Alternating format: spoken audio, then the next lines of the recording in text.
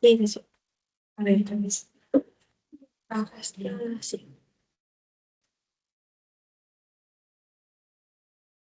Ah, ya, eso está compartiendo.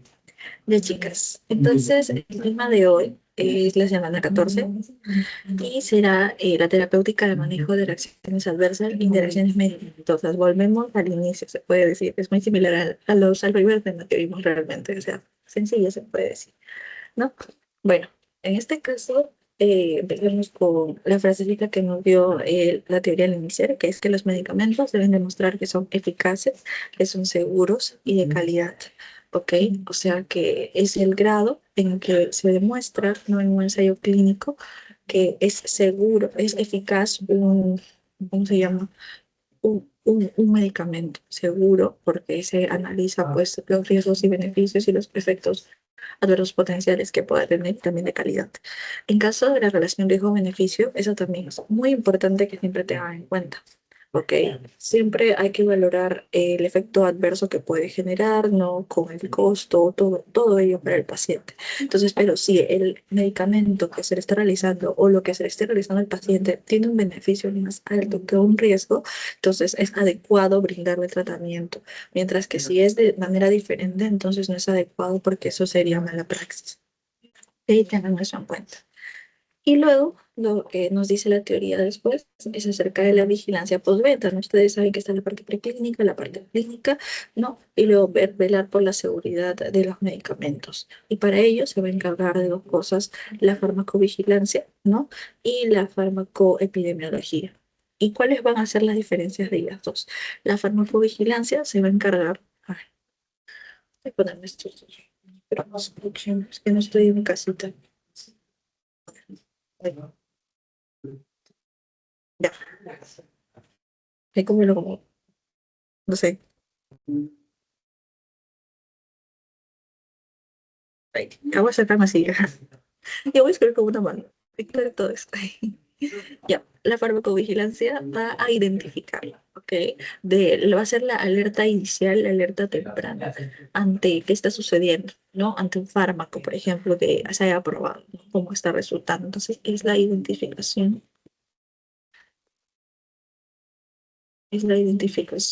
la alerta temprana, ¿no?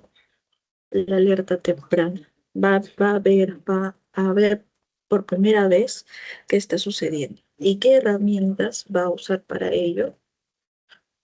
Recordemos, ¿no? Lo que vimos, lo que habíamos visto en el primer tema, que fue cómo se llama los reportes espontáneos, ¿no? La literatura y la evaluación de series de casos. ¿Sí? Reportes espontáneos, la literatura y la evaluación de series de casos. De series de casos. ¿Ok? Si ustedes se dan cuenta en su PPT, va a alargarse un poquito más, ¿no? La farmacovigilancia esta vez. Y para ello yo lo reduje porque es lo que más relevante me parece. Yo creo que ya va a venir realmente. Los procesos de la farmacovigilancia se van a dividir en dos, en los análisis de riesgo y en la gestión de riesgo. En el caso de los análisis de riesgo, primero va a buscar identificar, ¿no? ¿Está sucediendo algo? ¿Hay algún, por ejemplo, está causando daño un medicamento específico en adultos mayores? ¿No? Identificas, ahora cuantificas. Para esto se hace uso de estudios de cohorte, ¿ok? Para cuantificar. Se va a hacer uso de estudios de cohorte.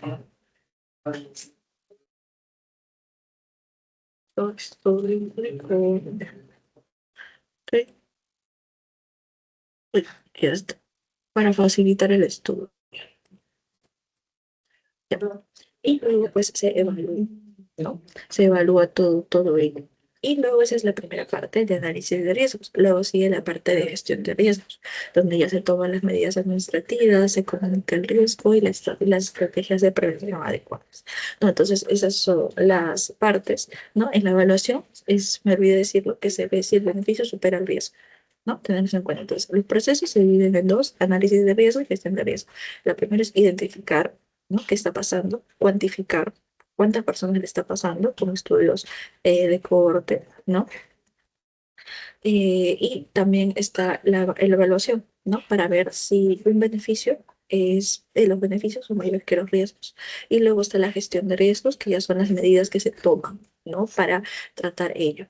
Y también la teoría nos va a dar qué medicamentos de alto riesgo, ¿no? Por ejemplo, que se encuentra, lo puso en la teoría, lo puso en farmacovigilancia, por eso lo puse ahí, que son los medicamentos que son administrados por vía epidural o intratecal, los analgésicos opioides, intravenosos, transdérmicos y de uso oral, analgésicos generales, inhalatorios y venosos, antiarrítmicos intravenosos, antitrombóticos, bloqueadores musculares, contrastes radiológicos intravenosos e hipoglicemiantes orales, ¿no?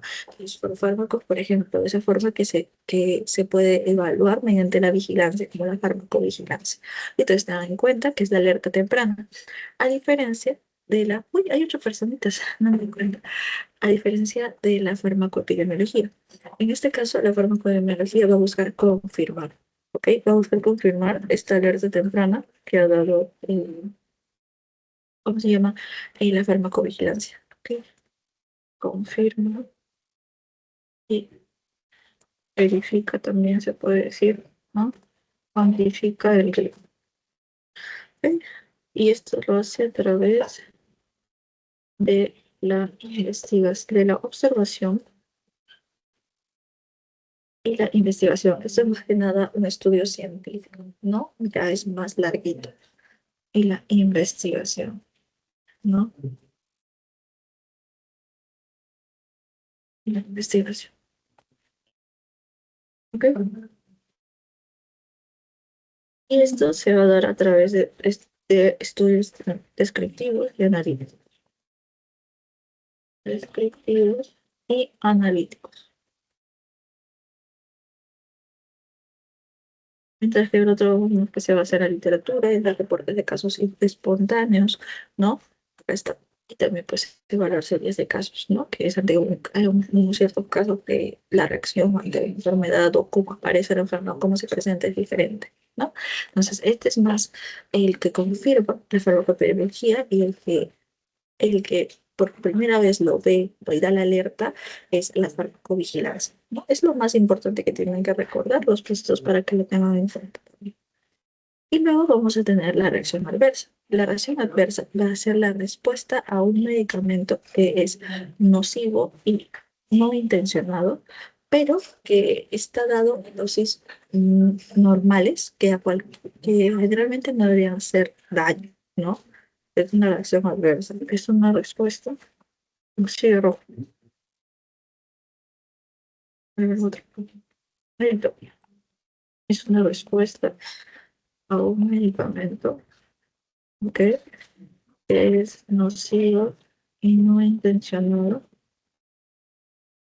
en personas que han, ¿cómo se puede decir? Ante dosis normales, mejor dicho. Ante dosis normales de un medicamento. ¿Sí? Ante dosis normales de un medicamento. Entonces, eso es una reacción adversa, ¿no? Que el paciente va a reaccionar, ¿no? Ante un medicamento que no debe causarle mal, pero por alguna razón le causa un efecto nocivo, pero no intencional. Y se divide en 3 tipos. La A es cuando no está relacionado a la dosis. La B es cuando, ay, perdón, la A es cuando está relacionada a la dosis. La B es cuando no está relacionada a la dosis. Y la C depende del tiempo que se usa, ¿no? Es el uso prolongado de medicamentos.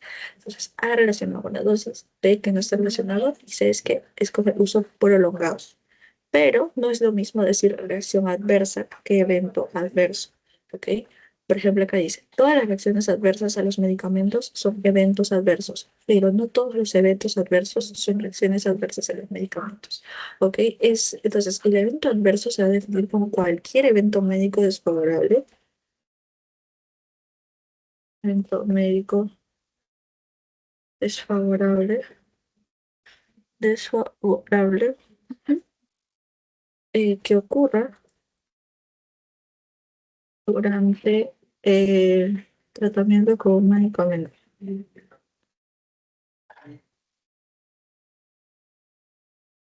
Que puede estar relacionado o no con ese medicamento. Que puede estar. relacionado o no con ese medicamento. O puede estar relacionado con ese medicamento. Esto quiere decir, por ejemplo, ¿qué pasa si yo, por ejemplo, no sé, estoy tomando mi pastillita para la presión arterial, no sé, está dando los sartán, y de la nada empiezo a tener, no sé, fiebre?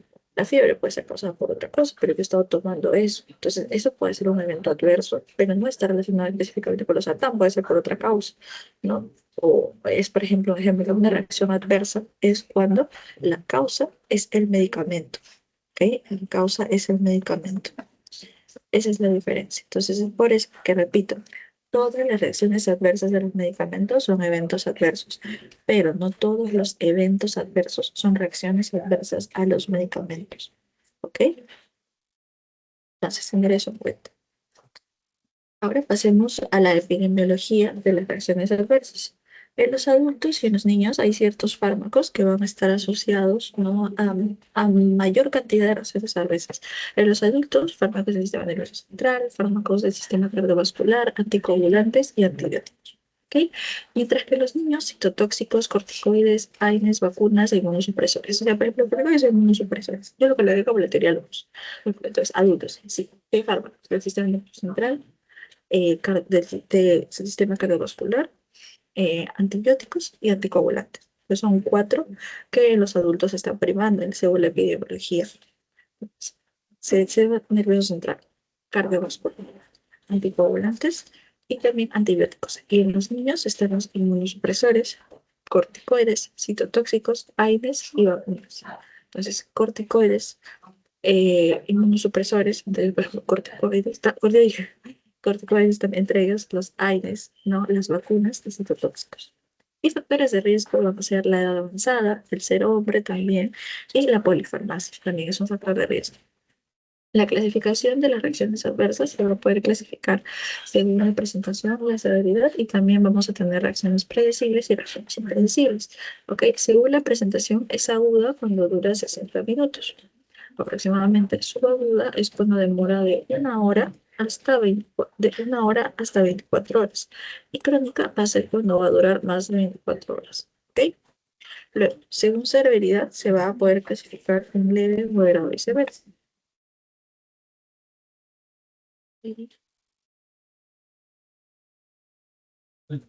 Moderado y severo. ¿Ok? Leve va a ser cuando es molestoso, lo que puede estar generando, pero no va a requerir un cambio en la terapia. Moderado es cuando requiere un cambio en la terapia, eh, un tratamiento inicial y hospitalización también, ¿no? Y severo es cuando hay incapacidad, o sea, el paciente ya está siendo muy afectado por el fármaco, por la reacción al fármaco. Entonces, leve es cuando es molesto, pero no necesita cambio en terapia. El moderado es cuando sí se debe cambiar, también se debe dar tratamiento adicional y también se debe hospitalizar en caso sea necesario, ¿no? Y el severo es que está afectando su vida, está comprometiendo la vida del paciente. Y luego tenemos reacciones predecibles. Estas son reacciones dosis dependientes, o sea, que dependen de la dosis, también del mecanismo de acción del fármaco. Tiene que ver ello. Entonces, ¿qué tratamiento se le va a dar a este tipo de pacientes que tengan reacciones predecibles, que son la mayoría, las dosis dependientes son la mayoría? ¿Sí? Se le va a dar, se va a disminuir la dosis del fármaco o en todo caso cambiar por otro fármaco más selectivo. Disminuye la dosis o cambiar por otro fármaco más selectivo, ¿no? Y en caso de que haya reacciones impredecibles, vamos a tener, eso aquellas reacciones pues que no están relacionadas con el mismo fármaco, ¿sí?, ¿no? Sino, por ejemplo, con el mismo organismo del paciente. Están las reacciones idiosincráticas, que son más que nada relacionadas con la genética, intolerancia con una sensibilidad alterada, y por eso el paciente pues reacciona diferente a los demás. Pseudoalérgicas, cuando realmente no es un sistema, no es causa del sistema inmunológico, pero sí una reacción o liberación de mediadores como la histamina, pese a que no hay una causa realmente inmunológica. Y reacciones alérgicas, ¿no?, de hipersensibilidad, ¿no? Que ahí sí hay una afectación del sistema inmunológico. En este caso, no debemos ya dar este fármaco. No se da el fármaco que está causando. No se da el fármaco que está causando esta reacción. Tengan eso en cuenta. No se da el fármaco que está causando esta reacción. En cambio, en las reacciones predecibles sí se va a dar. El tratamiento va a ser disminuir la dosis o modificar el tratamiento por uno que sea más selectivo. ¿No? Tenemos otros factores de riesgo adicional que, bueno, la edad, las medicaciones múltiples, como mencioné, múltiples condiciones médicas, prescripción inapropiada, disfunción de órganos, fisiología alterada, historia previa de DAMS, extensión y duración de la exposición, predisposición genética. ¿Ok? Esas son las causas. Y también hay algunos fármacos que nos mencionan de margen terapéutico estrecho. Esto que me puse muy clarito, solamente que lo puse como que en orden de cómo su profesor lo colocó. Así que tengan en cuenta también eso. De los fármacos de margen terapéutico estrecho, los aminoglucósidos, anticoagulantes, anticonceptivos orales, antiepilépticos, digoxina, inmunosupresores como la ciclosporina o el metotrexato. ¿Ok? Tengan eso en cuenta. Esos son fármacos de margen terapéutico estrecho. ¿Ok? Aminoglucósidos, anticoagulantes, anticonceptivos orales, antiepilépticos, digoxina e inmunosupresores. Dame un momentito, chicos, un segundito.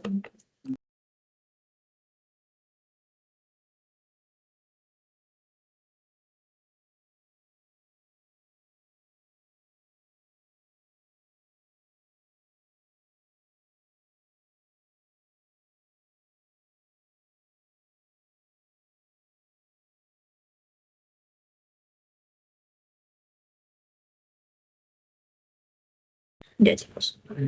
Ya. Entonces, estos fármacos son los que tienen que tener en cuenta. ¿Qué quiere decir que tengan margen terapéutico estrecho? Quiere decir que entre la dosis que no causa daño y la dosis tóxica es muy chiquita la diferencia. ¿Ok? Tengan eso en cuenta. Eso quiere decir. Y estos son fármacos que si dan una dosis inadecuada, el paciente puede reaccionar mal ante ello. Y luego tenemos los mecanismos de producción, que pueden ser intrínsecos del medicamento o dependientes del medicamento y las características del individuo. Si son intrínsecos, vamos a tener tres: la sobredosis relativa, los efectos colaterales y los efectos secundarios. ¿Ok?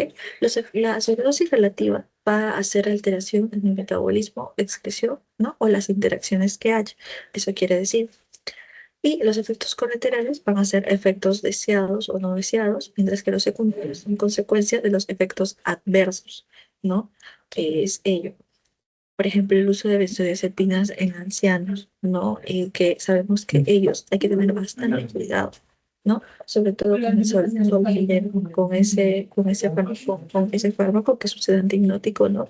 Hay que tener bastante cuidado con los ancianos. Entonces, por ejemplo, son efectos secundarios que son una consecuencia de un efecto adverso, ¿ok? Ante un paciente. Y el efecto colateral es el efecto deseado o no deseado de un fármaco. Tener eso en cuenta. Sobredosis relativa es una alteración, ¿no? El metabolismo, la excreción. Y también está relacionado con interacciones, ¿no? Por diversas causas. Eso es intrínseco del medicamento. Mientras que si nosotros hablamos de dependientes del medicamento y las características del individuo, va a estar la hipersensibilidad, ¿no?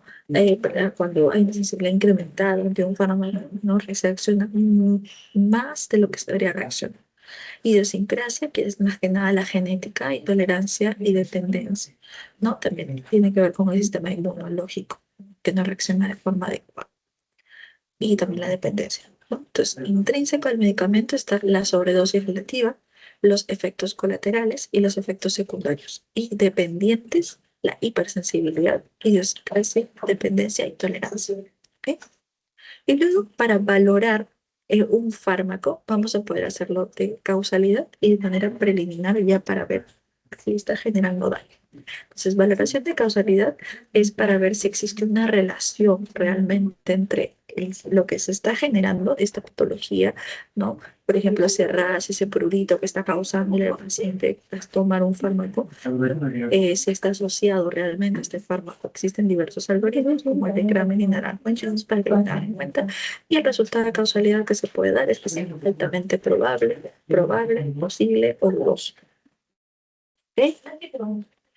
Y es importante reportar si se sospecha de un efecto o una reacción adversa a un medicamento. Es muy importante, ¿no? Tener eso en cuenta. En caso de la valoración preliminar, ¿no? En este caso ya para ver si preguntas que se le hace al paciente, ¿no? Para saber si sí está asociado este farmaquito con las reacciones que está teniendo, ¿no? Se le dice bien cuándo, dónde, cómo está afectando, qué está causando, dónde está ubicado, cuándo ocurrió. Entonces se analiza todo ello.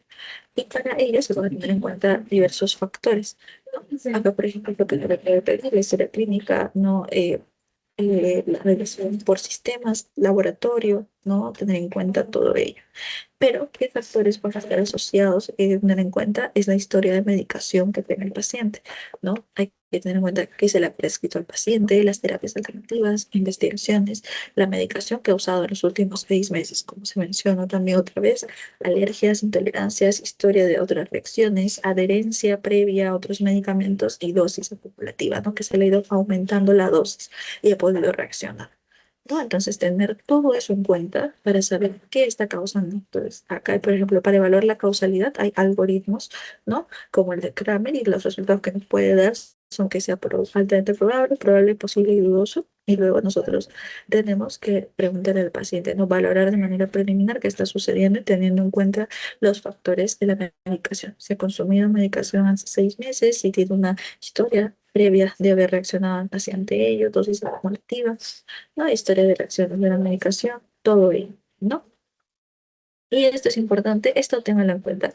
Porque, por ejemplo, yo pensé que me iba a venir, aunque bueno, se saca por lógica también, creo, se puede sacar por lógica, pero esto bien, esto fue una pregunta de examen. Manejo de las reacciones adversas medicamentosas. Está primero identificar y evaluar, ¿no? Luego, la suspensión del medicamento, tratar la reacción aguda, tratar las reacciones específicas que está causando el medicamento, la prevención de reacciones futuras y la desensibilización y alternativas terapéuticas. ¿No? Entonces, la primera, identificar, suspender el medicamento, tratar la reacción aguda del momento, tratar también las reacciones específicas que está causando el medicamento de manera específica. No primero se trata lo agudo y luego lo más específico.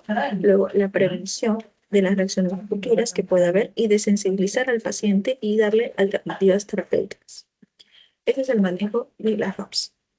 ¿Cuándo vamos a descontinuar? Ok, bueno, también es identificar y evaluar y la suspensión del medicamento depende mucho de varias cosas. Depende sobre todo de si es seguro retirar, si el evento compromete la vida del paciente, ¿no? O es tolerable.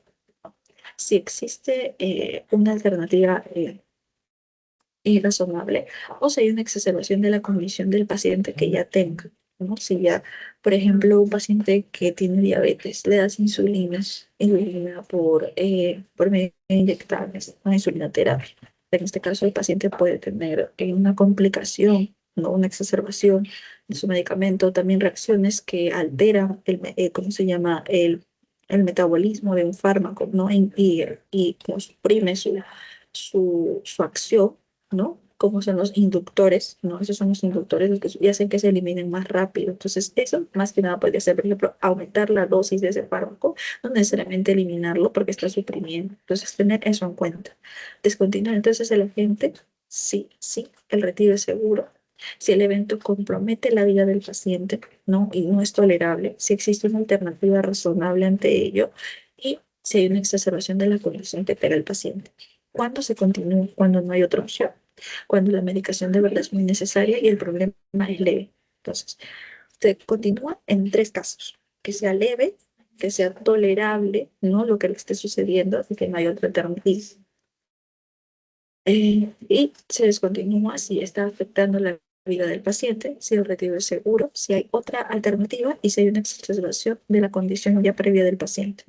¿Ok? Tener en cuenta, descontinuar medicación no esencial si el paciente no necesita, no le den un fármaco por las puras.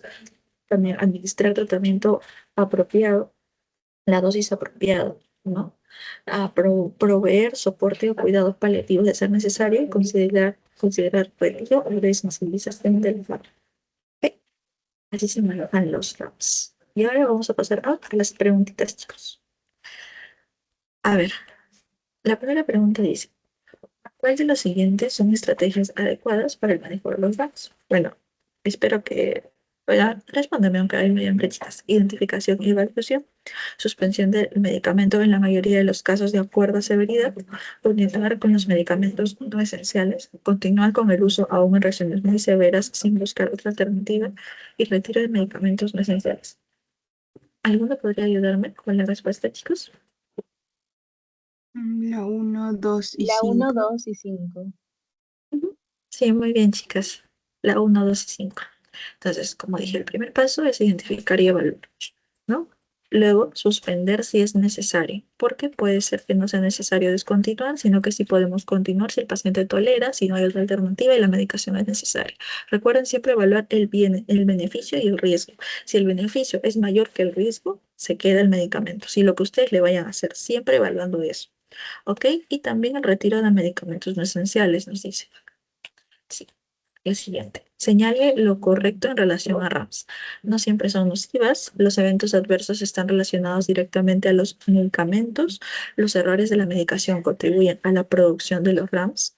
La mortalidad de los RAMS es muy insignificante para los RAMS severos. Y las reacciones adversas, dosis dependiente, tienen un alto índice de mortalidad y baja predictibilidad.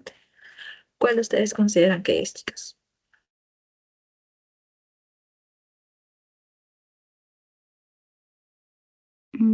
Los errores de medicación pueden contribuir a los RAMs, a la producción de RAMs. Sí, muy bien, muy bien. Sobre todo quiero que me digas por qué no consideras que es la A y la B. ¿Qué son? ¿Por qué no consideras que es la A y la B?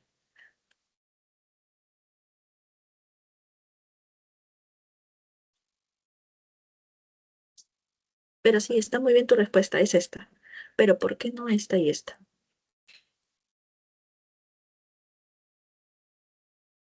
Creo que la primera es Bueno, porque, ay, perdón. no, está bien, continúa. Ah, ya, bueno, yo supongo que la primera es porque existe como una etapa aguda, entonces no son tan nocivas, y la segunda es porque también es sobre la dosis que se le da del medicamento, no solamente ese medicamento. Ya. ¿Y la B por qué consideras que es? ¿Por qué no es, mejor dicho? O sea, me refiero que cómo se llama de Sí, la A y la B. ¿Por qué no creen que son la A y la B? O sea, ¿por qué la lo- C? Esa era mi pregunta. sí, los eventos adversos dijiste que no necesariamente es con el medicamento, solo está relacionado.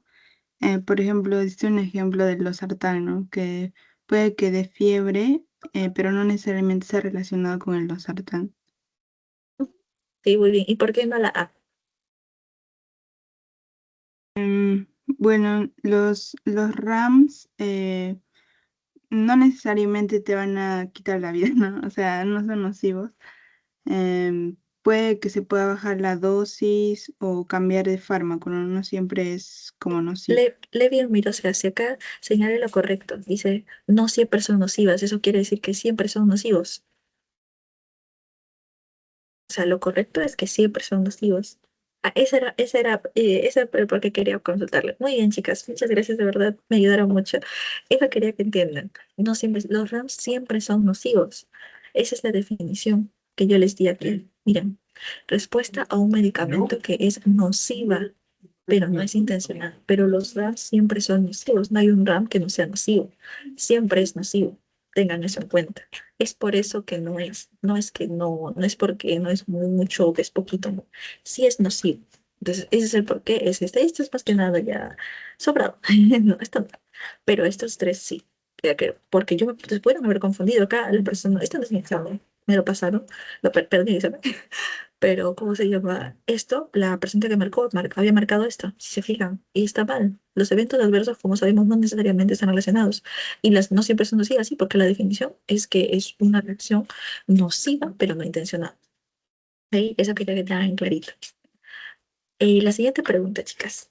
Señalen lo correcto en relación al manejo y o ejemplos de los RAMs, ¿no? Que sería, la primera nos dice que las reacciones de tipo dosis dependiente siempre deben ser suspendidas y evitar el uso en paciente del futuro.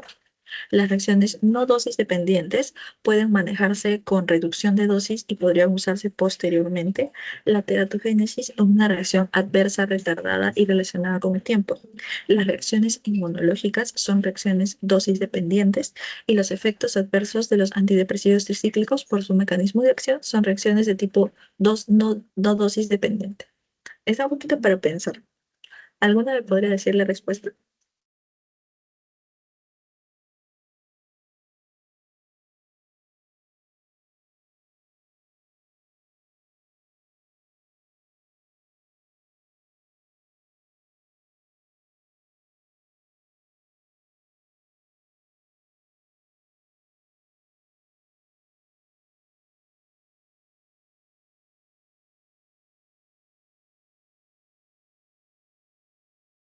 Em, Creo que es la teratogénesis, es una reacción adversa retardada y relacionada con el tiempo. Creo, Sí, no muy me bien, acuerdo. muy bien. Sí. A ver, perdonen que sea tan pesadita, pero quiero que entiendan por qué. Porque estas preguntitas, dices, ahora todas las preguntas que les haga siempre les voy a preguntar por qué no la otra. La primera nos dice, las reacciones tipo dosis dependiente siempre deben ser suspendidas. ¿Cuál es el tratamiento si hay una reacción predecible que es dosis dependiente? ¿Qué les dije que debían hacer?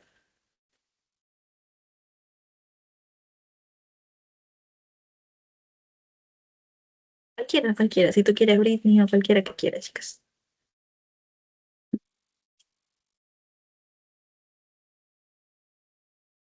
Bueno, ahí era disminuir la dosis, ¿no? O sea, no Ajá. suspender. Ujú. O darle otra alternativa más segura, ¿no? Más selectiva sobre todo. Sí, muy bien. Y las reacciones no dosis dependientes pueden manejarse con reducción de dosis. ¿Qué dije yo de ese tipo de reacciones? De las impredecibles. ¿Le van a volver a dar al paciente que está reaccionando por sus propios y por su propio organismo? Bueno, en ese caso no se debería dar el fármaco. Muy bien. Y las reacciones inmunológicas no son reacciones dosis dependientes, como les dije. Las dosis dependientes son las predecibles. Y la E nos dice que los antidepresivos tricíclicos, los efectos de los antidepresivos tricíclicos por su mecanismo de acción son reacciones de tipo no dosis dependiente. No, sí, el mecanismo de acción también tiene que ver con cómo va a funcionar el fármaco. Obviamente en el cuerpo, y por eso es dosis dependiente, dependiendo de cómo actúa en el cuerpo. Entonces, ese es el porqué. ¿Sí? Sí, me entendieron, chicas. Si queda alguna duda, me dicen, por favor. Ya, ahora sí pasemos a esto. Ahora, los grados de ¿cómo se llama? De las reacciones adversas van a ser tres sobre todo. Leve, moderada y grave, ¿no? Leve es cuando hay un control sintomático sin necesidad de que se suspenda el tratamiento, ¿ok? Por ejemplo, se pueden dar antihistamínicos, analgésicos, antieméticos. Sí, se pueden paliar los síntomas. Moderado es cuando se suspende el tratamiento de manera temporal y se brinda soporte adicional, ¿no? Como líquidos endovenosos, se puede dar esteroides, antihistamínicos, ¿no? Sustitución por otro fármaco. Grave es cuando sí se debe suspender inmediatamente. Se parece esta clasificación bastante a la del A, B y C que les mostré. Aquí se parece mucho, ¿no? Un poquito. Ah, no, esto no. Ay, no, ignoren. ¿A cuál pensé? Ah, este. Leve poder. Ah, no, es esta misma de acá. Perdón, chicos, me lo que. Es esta misma de acá. Ignoren. Leve, moderar y severo. Ignoren lo anterior. Leve, moderar y severo. Es lo mismo que esta revista. Grave es suspender inmediatamente el medicamento y aplicar el tratamiento de emergencia. ¿No? Por ejemplo, epinefrina, ante una reacción, por ejemplo, alérgica, ¿no? Adrenalina. Oxígeno, broncodilatadores inhalados. Y también están las que ya son muy severas, inmunomedidas severas, ¿no? Como el síndrome de Dres, donde se busca controlar la respuesta inmunológica, ¿no? Con corticoides sistémicos. Está también asociada con la grave. Esto es fase inmunomediada severa, más está relacionado a eso. Y prevenir, seguir. Entonces, leve es cuando se busca paliar los síntomas, ¿ok? La moderada es cuando se debe suspender el fármaco de forma temporal y dar tratamiento, como líquidos intravenosos, esteroides, antihistamínicos. Leve es en los antihistamínicos, analgésicos, antieméticos para los síntomas que puede estar causando ese otro medicamento, ¿no? Grave, ¿cómo se llama? Eh, ella sería suspender de manera radical y piñamida. Por ejemplo, si ustedes están dando tratamiento contra la hipertensión, muchos de los fármacos antihipertensivos son tóxicos para a nivel gastrointestinal. Entonces se suele dar un IBP, pero el IBP disminuye la concentración del pH. Eso, por ejemplo, puede alterar la función del fármaco y puede ya no hacer efecto. Muchas veces en caso de, por ejemplo, fármacos como la TBC, ¿no? En este caso, se altera su función, no compatibilizan. Entonces es importante tener en cuenta ello para aumentar una dosis un poquito más alta, ¿no? Y todo ello, ¿no? Es importante cuando haya un control sintomático en sus medicamentos, o también simplemente asociar, ¿no? Quizás otro medicamento, ¿no? Por ejemplo, los antihipertensivos, puede ser gastrolesivos, se asocia otro medicamento, ¿no? Que lo que hace es evitar esa sintomatología, ¿no? Un protector gástrico, como sería el IBP. Hay un protector gástrico, los antihipertensivos, perdón, son un protector gástrico. Entonces, se busca disminuir los síntomas, por ejemplo, de esa manera, ¿ok? En otro caso, la tuberculosis es otra cosita. En este caso, por ejemplo, hay una alteración, puede haber una alteración en el caso de que sea cortar corticoides por un problema, como es un casito que vamos a ver luego en un temita, dar corticoides al haber dado tratamiento de TBC, eso puede afectar la acción, por ejemplo, del corticoide ante una enfermedad sistémica, ¿no? Como el lupus. Y ello va a necesitar que se aumente la dosis de ese corticoide. Eso es lo que quería decir, ¿no? El otro ejemplo era que ante por ejemplo, un caso de hipertensión, se da un protector gástrico. Entonces, eso tenga en cuenta. Chicos, perdón, el sueño creo. Estoy bloqueando. Ya. Y luego está la clasificación de la teratogenicidad de los fármacos, ¿ok? Que se va a dividir en A, B, C, D, E. ¿Ok? El A va a ser aquellos estudios controlados en los que haya evidencia que no demuestran ningún riesgo para los humanos, ¿ok? En evidencia, ningún riesgo para los humanos. O sea, tanto en los estudios que se han realizado en animales como en humanos, se ha visto que no hacen daño. En el caso del B, no hay evidencia de riesgo en humanos, ¿ok? Pero en estudios realizados en, ¿cómo se llama? En animales, pueden mostrar, ¿cómo se llama? Cierto tipo de riesgo, pero en los humanos se ha visto que no, ¿ok? Se ha visto que no. No hay evidencia de riesgo, de riesgo en humanos. ¿Ok? O en los estudios animales muestran riesgo, pero en los hallazgos de humanos no.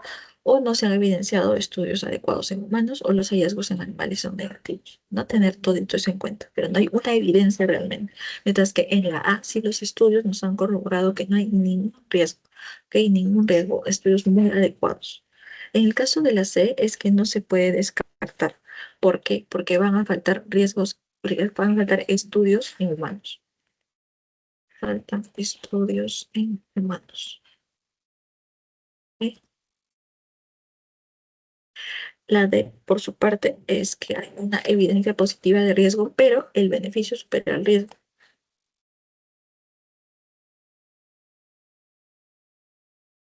Pero el beneficio supera el riesgo. Y la E es cuando están contraindicados. ¿Ok? Contraindicación en embarazo. Embarazo. Entonces la A nos dice que todo bien, todo chill. Estudios ya bien sustentados, adecuados, nos demuestran que no hay riesgo. La B nos dice que no hay evidencia de riesgos humanos, o por ejemplo, no hay suficientes estudios en ello, no, pero tener eso en cuenta, es un poquito menos que la A, ¿no? Quizás hay estudios negativos en humanos, pero en animales sí, entonces ahí va para un B, ¿no? O no es un estudio adecuado. El C es que faltan estudios en humanos. El D es que hay evidencia de daño, pero el beneficio es superior al riesgo. Y la E ya es contraindicado, ¿no? Ya se ha demostrado que se hace daño y el beneficio no supera el riesgo. Entonces, eso tengan en cuenta. Y luego acá están los efectos adversos que son menos conocidos en fármacos, que son prescritos por frecuencia. Esto sí les voy a dejar como para que lo revisen, lo voy a mencionar, pero les voy a dejar como para que lo revisen mejor. Porque esto no lo entiendo, pero sí tengo en cuentito. Entonces tenemos, por ejemplo, beta bloqueadores, diuréticos, inhibidores de enzima convertida en angiotensina, antagonistas de calcio, estatinas, antipsicóticos, antidepresivos, ¿no? Fármacos para el TDAH, inhibidores de la fosfoesterasa tipo 5, corticoides sistémicos, ¿no? Entonces, en este caso, los beta bloqueadores pueden causar en poblaciones de alto riesgo, como los pacientes adultos mayores, ¿no? Puede causar confusión, fatiga, depresión. Los diuréticos exacerban, por ejemplo, la incontinencia, riesgo de hipoglucemia en pacientes con diabetes, ¿no? Que son los que lo padecen, ¿no? IECAS, ¿no? Los da caídas, hipotensión, ¿no? Hay más riesgos si los IECAS se combinan con AINES. Esto, por ejemplo, tenganlo en cuenta. Antagonistas del calcio, ¿no? El peparamilo, por ejemplo, antihipertensivos, ¿no? Los antihipertensivos son muy comunes para las personas adultos mayores y también se sabe que son muy comunes sus efectos adversos, ¿no? Entonces, tener eso en cuenta. Puede generar estreñimiento severo, ¿no? En pacientes con enfermedad cardíaca, ancianos o población de riesgo, ¿no? Estatinas asociados a neuropatías, por ejemplo, ¿no? Debilidad de extremidades, antipsicóticos, hiperprolactinemia, antidepresivos, somnolencia, como la ampicilina, por ejemplo, fármacos para el TDAH, ¿no?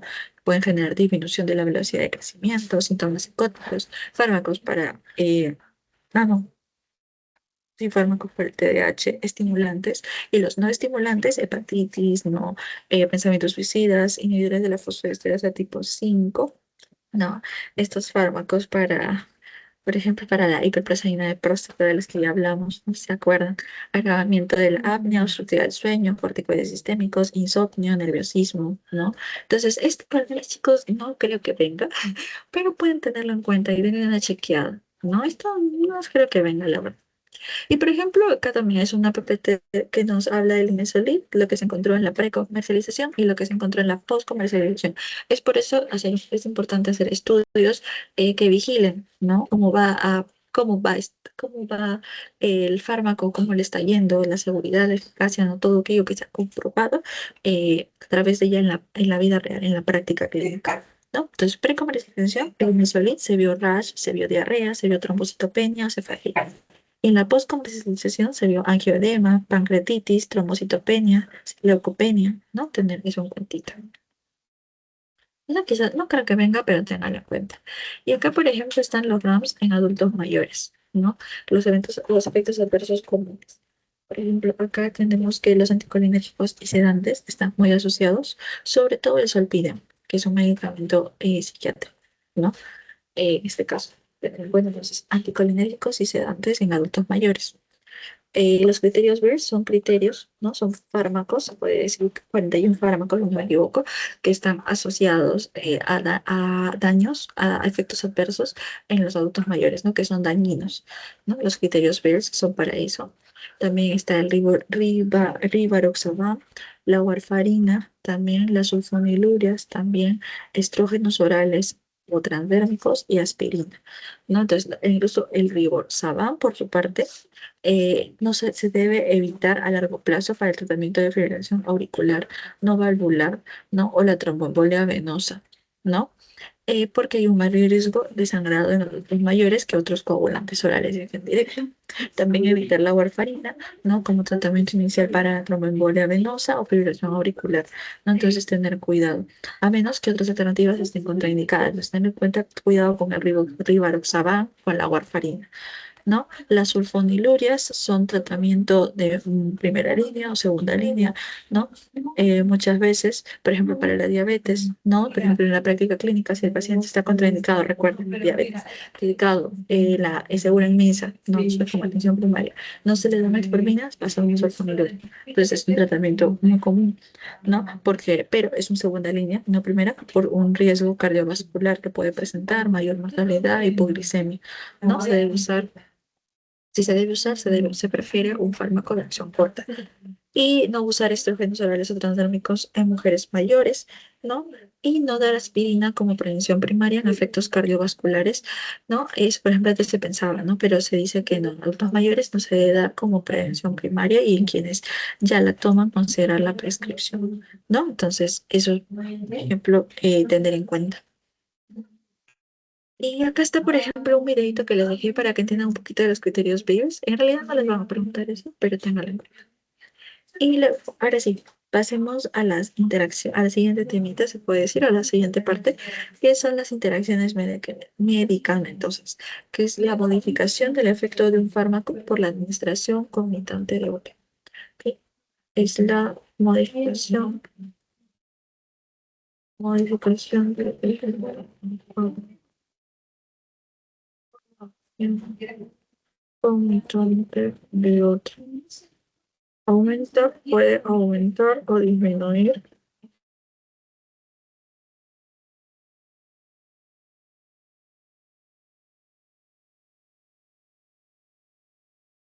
la, no por la prescripción concomitante. Prescripción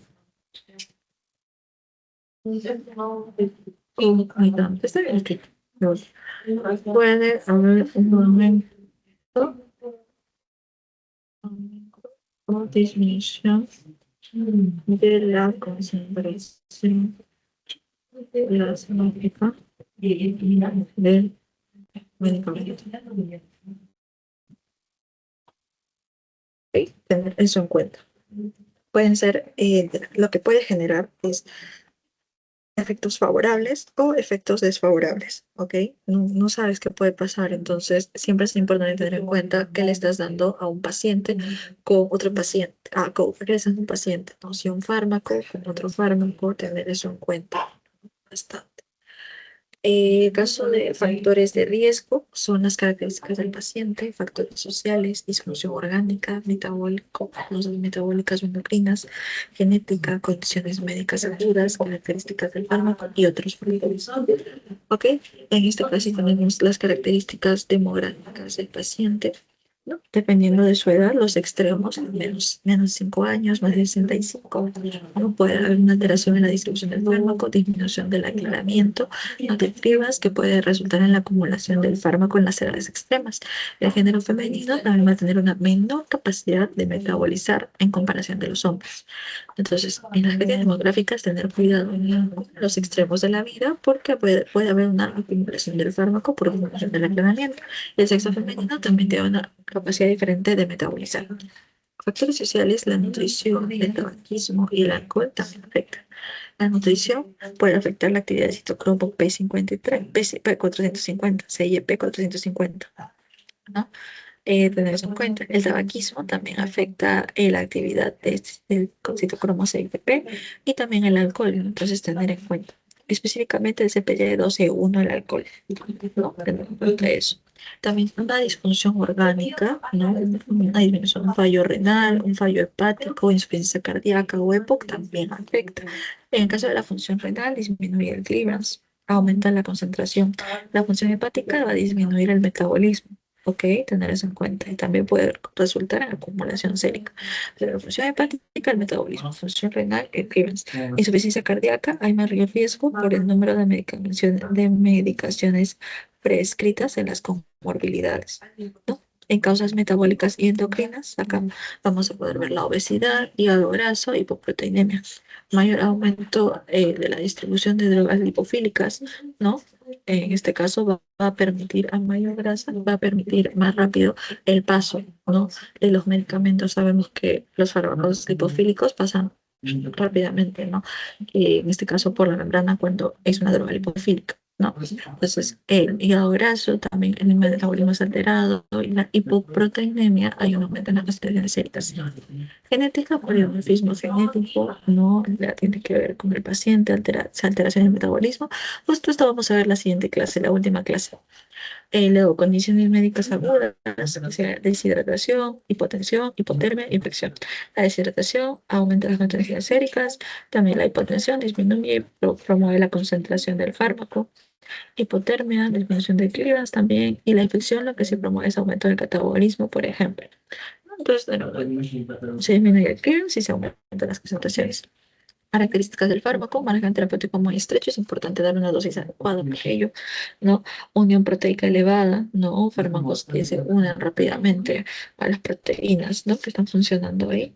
Pequeño volumen de distribución, ¿no? Y también, por ejemplo, sustrato de lipoproteína P o, por ejemplo, CYP, ¿no? Un tipo de sustratos va a promover una alteración de las funciones séricas con administración de inductores o inhibidores, ¿no? De fármacos precipitantes o inhibidores que son fármacos precipitantes, ¿no? Entonces puede alterar, ¿no? Si damos, por ejemplo, fármacos que van a ser, pueden actuar como inhibidores o inductores. Y también otros factores son la polifarmacia, ¿no? Y la autoprescripción, porque el paciente puede estar tomando un fármaco que puede alterar el otro, ¿no? Como vimos en diabetes, hay fármacos que pues juntos disminuyen la acción del otro, ¿no? Entonces tener eso en cuenta, fármacos que son hipoglicemiantes y que son hiperglicemiantes también, que no van a ayudarnos en nada en tratamiento si los damos juntos. Entonces tener eso en cuenta. Y también la alteración en la farmacodinámica y la farmacocinética, ¿no? En este caso el ADME, ¿no? El ADME, y acá es cómo actúa el fármaco, ¿no? Mismo, el ADME, ¿no? Como, ¿qué le hace el cuerpo al fármaco? Y acá, qué le hace el fármaco al cuerpo? ¿No? En casos farmacocinéticas vamos a tener la excreción y la eliminación.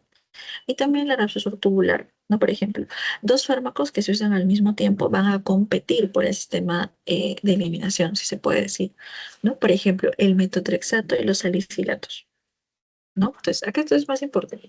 Esto está para que lo lean. Yo recomiendo que esto sí lo tengan en cuenta, chicos. Esto sí, ¿no? Y en este caso, también esto. Entonces, acciones en causas farmacocinéticas o farmacodinámicas. Farmacocinéticas, como mencioné, la eliminación. Si dos fármacos actúan al mismo tiempo, van a competir por ser eliminados. Entonces, tenemos el metotrexato y salicilatos, por ejemplo. Reabsorción tubular, también puede haber cambios en el pH urinario o el sodio que alteran la reabsorción de los fármacos, ¿no? Como la organización de la orina con bicarbonato y más reabsorción de salicilatos, ¿no? O diuréticos más reabsorción de líquido, ¿no? Riesgo de toxicidad, por ejemplo, ¿no? Tener eso en cuenta si se dan fármacos combinados. Y causas, o mejor dicho, alteraciones farmacodinámicas pueden ser aditivas o antagonistas, ¿no? Las aditivas son fármacos con efectos similares que suman o pueden causar toxicidad, ¿no? Como la claritromicina y el saquinavir, ¿no? Y las antagonistas, que es cuando un fármaco bloquea o opone el efecto del otro, ¿no? Como el flumacenic, ¿no? O los glucocorticoides, ¿no? Que antagonizan a los fármacos hipoglucemiantes, ¿no? Y la flumacenina que revierte las benzodiazepinas. Entonces, tener eso en cuenta, chicos. E interacciones medicamentos. Acá casi todo es texto. Casi todo texto. Entonces, acá que tengan en cuenta que las interacciones medicamentosas suceden, son reacciones o la modificación que puede tener un fármaco ante el uso concomitante de otro, que puede aumentar o disminuir su concentración y que va a depender de diversos factores, ¿ok? Como las características demográficas del paciente, su edad, ¿no? Si es un extremo de la vida, sus hábitos nocivos, si fuma, si toma, si es obeso, ¿no? Si está deshidratado, si tiene una infección, ¿no? Las mismas características que tenga el fármaco, ¿no? Entonces, tener todo ello en cuenta, la polifarmacia, que el paciente se autoprescriba, ¿no? Puede haber alteraciones en la farmacocinética y farmacodinámica. La farmacocinética, vamos a aclarar que puede haber una alteración en el sistema de eliminación por una competencia y también en la reabsorción por cambios del pH, ¿no? Que puede generar cambios en la eliminación, metotrexato más salicilatos. Puede preguntarles las combinaciones, así que eso se pueden aprender, ¿no? En caso de farmacodinámicas, tenemos las aditivas, ¿no? Que van a aumentar su acción, ¿no? Y llegar a ser tóxicos o antagonistas que disminuyen o disminuyen el otro. ¿No? Entonces, en las aditivas tenemos a la claritromicina y el saquinavir, ¿no? Y los antagonistas al flumacenil, por ejemplo, ¿no? Entonces, tengan eso en cuenta. También tener en cuenta, si acá es muchos cuadraditos, chicos, está la administración, ¿no? Que se da las interacciones físico-químicas, la unión a proteínas, ¿no? La distribución y el metabolismo hepático. También son mecanismos. Por ejemplo, en la administración hay fármacos que van a alterar el pH gástrico, ¿ok? Como por ejemplo les dije, el IBP disminuye la absorción. En este caso sí se da con itraconazol, porque este necesita un pH ácido, ¿no? Y este va a cambiar el pH. Entonces tengan eso en cuenta. La inhibición también o inducción del CYP intestinal, ¿no? Por ejemplo, el jugo de pomelo que inhibe a este citocromo, ¿no? Entonces tengan eso en cuenta. La inhibición o reducción de la bomba de flujo, ¿no? Por ejemplo, la miodarona, ¿no? Que aumenta el riesgo de sangrado en este caso. Alteración también de la motilidad o vaciado gástrico, ¿no? La eritromicina acelera el vaciamiento, ¿no? La muerte de bacterias intestinales, los antibióticos, ¿no? Van a disminuir la recirculación de los anticonceptivos, ¿no? Menor eficacia, por ejemplo. Eh, en este caso, la quelación con cationes metálicos, los antiácidos, ¿no? Con un metal como el aluminio o magnesio, disminuye la absorción de las tetraciclinas. No tener esas combinaciones en cuenta. Interacciones físico-químicas también, mezclado pH incompatible, como la furosemida almidazolam, que genera precipitación de un fármaco, entonces no es compatible esa combinación. La unión a proteínas plasmáticas, no competencia por el mismo sitio de unión. ¿No? Su flamentoxón va a desplazar a la warfarina. Parezco, chicos, los típicos doctores que están leyendo el PPT todo el rato. En este caso, la distribución, la inhibición del transporte proteico va a alterar el transporte proteico, como la ciclosporina, ¿no?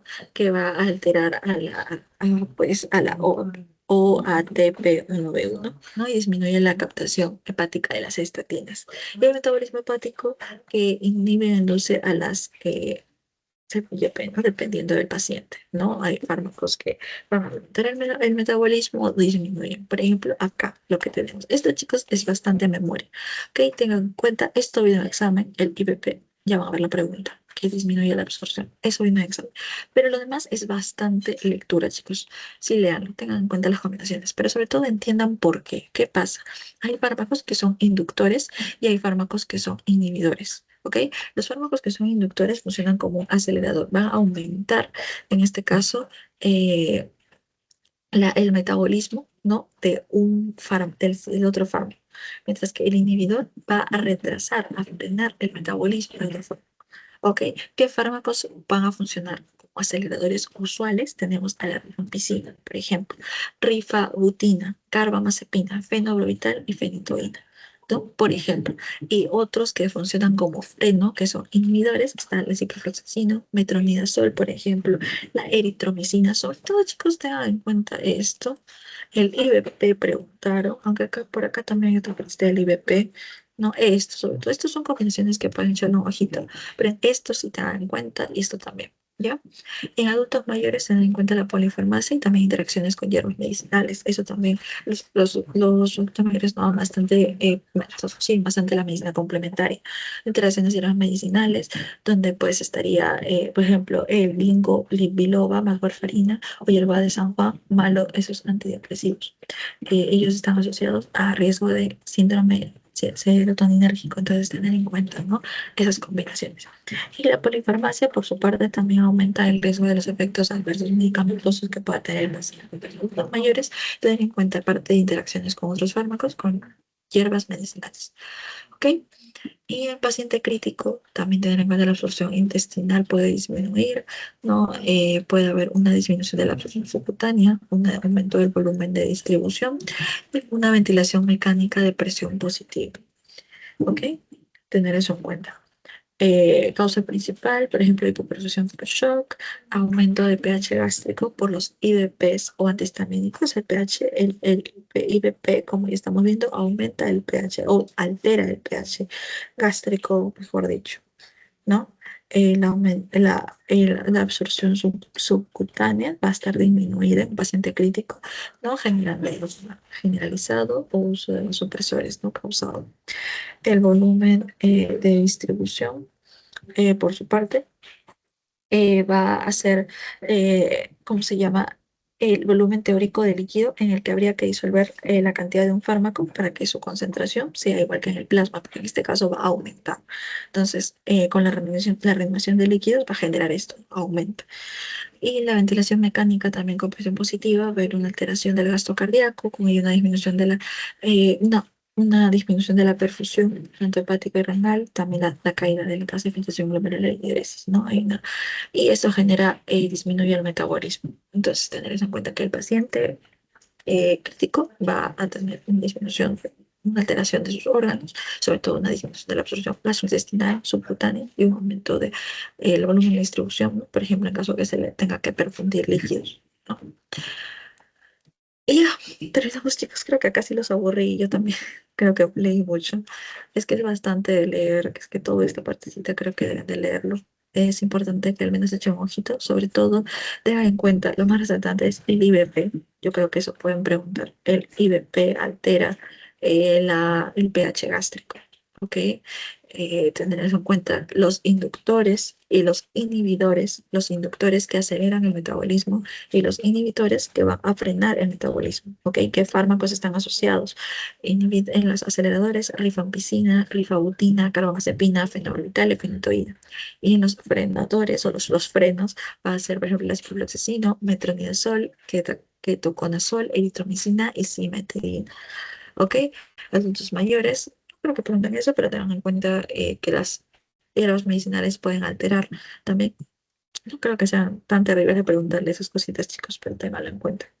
No, que también, sobre todo las alteraciones farmacocinéticas y farmacodinámicas, excreción, la excreción puede estar alterada, ¿no? La reabsorción también, farmacodinámicas puede haber puede generar un aumento de las concentraciones que puede ser tóxico y antagonista que va a causar el bloqueo de otro fármaco, ¿no? Los factores asociados también te dan eso. Y ya, el manejo clínico, que es la identificación y evaluación, estrategias de manejo, sistemas de apoyo, consultas y monitoreo y ajustes específicos a medicamentos. Y acá solo hay una pregunta que vi, chicos, y dice, paciente varón de 50 años que está tomando ciprofloxacino por proceso infeccioso abdominal, además de administrar antiácidos, ¿no? E IBP por presentar ardor gástrico. Señale los posibles resultados de la combinación de ambos esquemas. Uno dice que no hay variación en la biodisponibilidad porque la ciprofloxacina es un medicamento alcalino. La disposición de la absorción de los IPP, ¿cómo se llama? Por cambios en la motilidad intestinal, ¿no? Y disminución de la absorción de ciprofloxacina por cambios en el pH, ¿no? Alteración en el metabolismo de la ciprofloxacina y no habría cambios en los fármacos cinéticos ni farmacodinámicos en la ciprofloxacina, en este fármaco. ¿Cuál ustedes creen que es la respuesta correcta, chicos? Disminución de la absorción de la ciprofloxacina por cambios en el pH, Sí, muy bien. ¿Por qué consideras que es eso? porque específicamente mencionaste que el IBP Ajá, sí, aumenta el pH. Entonces, si aumentamos el pH, disminuimos la parte de absorción del ciprofloxacina. Ujú. Sí, muy bien, Fer. Ujú. Esa es la respuesta, chicos. Y bueno, sé que acá los pude haber aburrido un poquito, porque acá era bastante lectura, pero espero que se me haya comprendido. ¿Hay alguna duda? ¿Algo que no hayan comprendido? ¿Algo que no esté claro? Esto es bastante leer, pero como les dije, ten en cuenta los inductores, inhibidores, el IBP, ¿no? También, ello más que nada en esta partecita. Y la otra creo que se quedó clarita.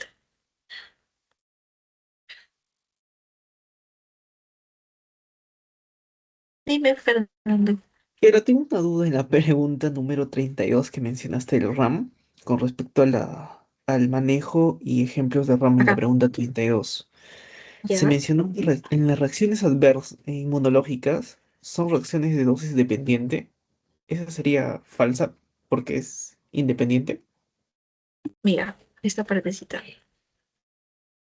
¿Dónde está? Acá. Ya, existen dos tipos de reacciones. Las predecibles, que son las dosis dependientes, y las impredecibles, que son las que están relacionadas con el organismo del paciente. Y estas son aquellas que, ¿cómo se llama? No se les debe dar el fármaco porque es causa del cómo está reaccionando el paciente ante el fármaco. En otro caso, las predecibles es por la dosis quizás que se le está dando, ¿no? Es más que nada por el mecanismo de acción que puede tener el fármaco también.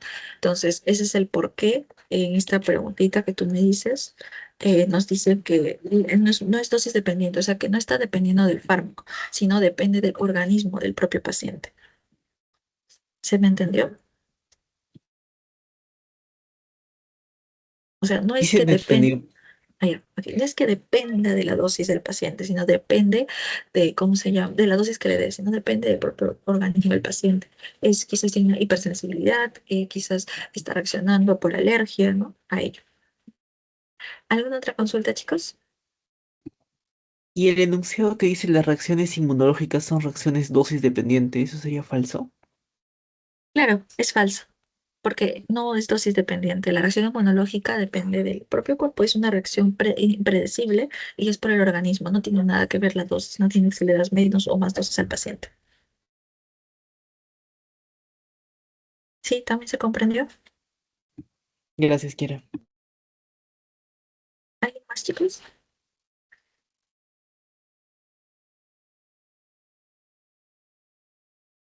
Voy viendo el post por mientras. Dejar de grabar. Uy, dime, Britney. Sí, en la última pregunta dice alteración en el metabolismo